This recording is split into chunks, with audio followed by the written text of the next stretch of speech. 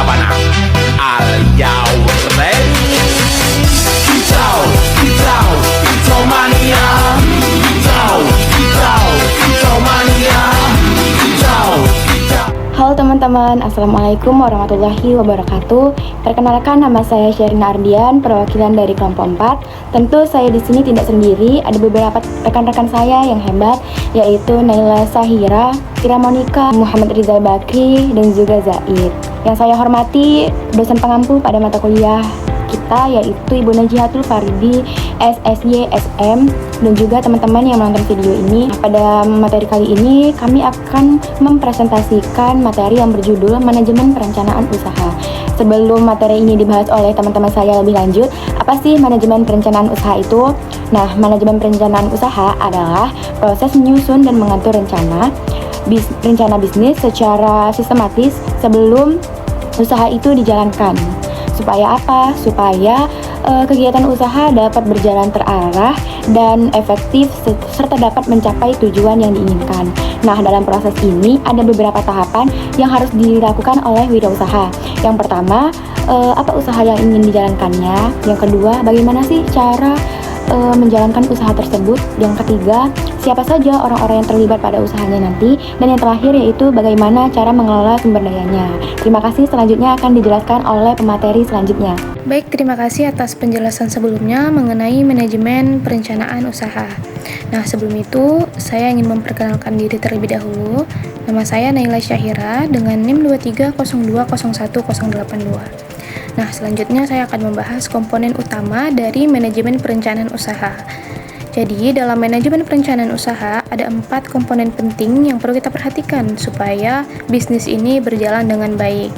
Nah, yang pertama ada manajemen keuangan, yaitu untuk mengatur segala keuangan usaha. Nah, yang kedua ini manajemen sumber daya manusia yang berkaitan dengan pengelolaan tenaga kerja. Dan yang ketiga ada manajemen produksi, yaitu proses untuk menghasilkan produk ataupun jasa. Dan yang keempat ada manajemen pemasaran, yaitu bagaimana cara kita untuk memasarkan produk ke konsumen. Jadi keempat komponen ini saling berkaitan dan saling mendukung satu sama lain. Nah, pada bagian ini saya akan membahas lebih lanjut tentang manajemen keuangan. Jadi manajemen keuangan adalah kegiatan mengatur dan mengelola keuangan usaha supaya berjalan secara efisien dan dapat menghasilkan keuntungan. Dalam manajemen keuangan ada beberapa hal penting yang perlu kita perhatikan. Yang pertama itu perencanaan modal awal. Nah, perencanaan modal awal ini seperti menentukan berapa biaya yang dibutuhkan. Lalu yang kedua ini ada sumber dana. Sumber dana ini bisa berasal dari dana pribadi, pinjaman, ataupun investor. Nah, yang ketiga tentang pengelolaan biaya dan pengeluaran. Supaya apa? Supaya tidak lebih besar dari pemasukan biaya tersebut. Nah, yang keempat ini ada penentuan harga jual.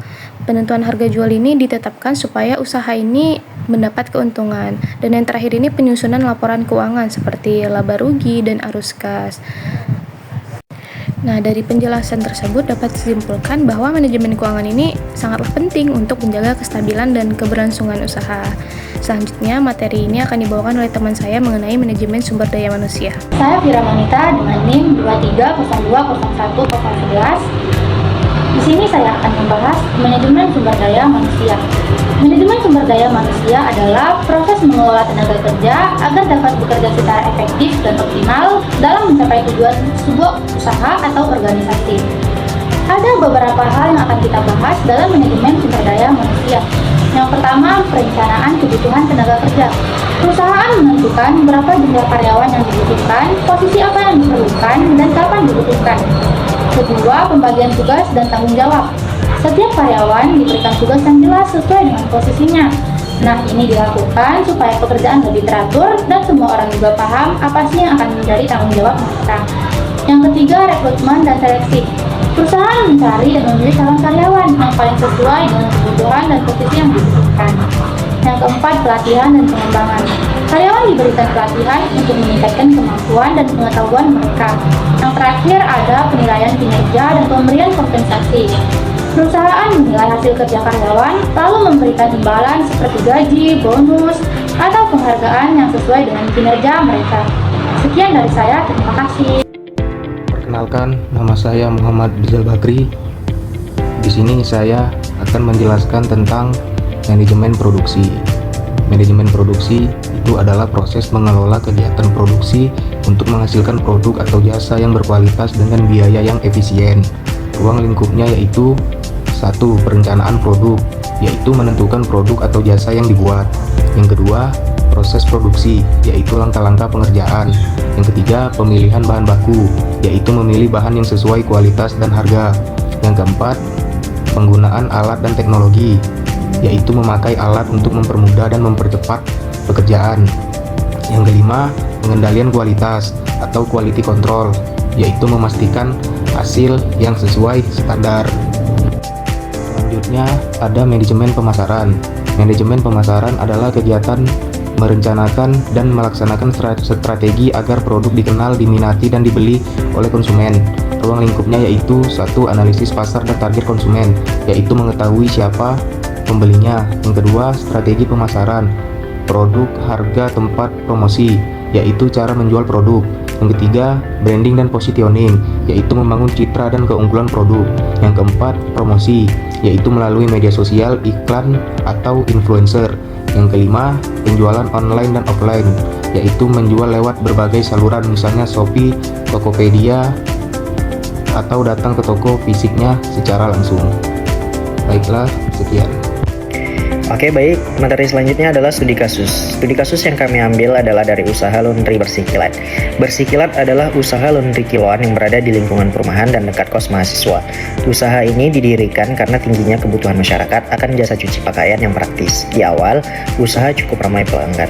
Jadi, permasalahan dari usaha laundry Bersih Kilat adalah yang pertama, uang hasil usaha sering digunakan untuk kebutuhan pribadi tanpa pencatatan, sehingga tidak jelas keuntungan yang didapat. Yang kedua, karyawan bekerja tanpa aturan yang jelas, sehingga sering terjadi keterlambatan dan pekerjaan yang menumpuk. Yang ketiga, proses pencucian tidak teratur, kadang pakaian tertukar atau terlambat selesai. Yang keempat, tidak ada promosi khusus, hanya mengandalkan pelanggan sekitar saja. Jadi, apa saja solusi yang dapat kami simpulkan? Yang pertama, membuat pembukuan sederhana dan memisahkan uang usaha dengan uang pribadi. Yang kedua, menetapkan jam kerja dan pembagian tugas yang jelas agar pekerjaan lebih teratur. Yang ketiga, membuat alur kerja yang rapi, penerimaan, pencucian, pengeringan, penyetrikaan, pengambilan, agar tidak terjadi kesalahan. Yang keempat, memberikan promo seperti diskon pelanggan baru dan menggunakan media sosial untuk menarik lebih banyak pelanggan. Jadi kesimpulan apa yang dapat kami simpulkan adalah dengan perencanaan usaha yang baik, usaha laundry dapat berjalan lebih tertib, pelayanan meningkat, dan pelanggan menjadi lebih puas.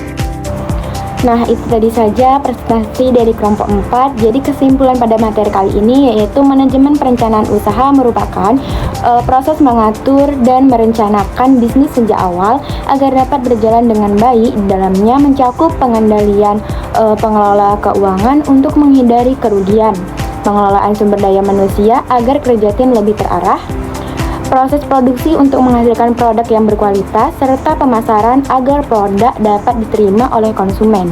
Seluruh aspek tersebut penting karena saling berkaitan dan sangat penting untuk mendukung kelancaran atau perkembangan usaha. Terima kasih. La Habana.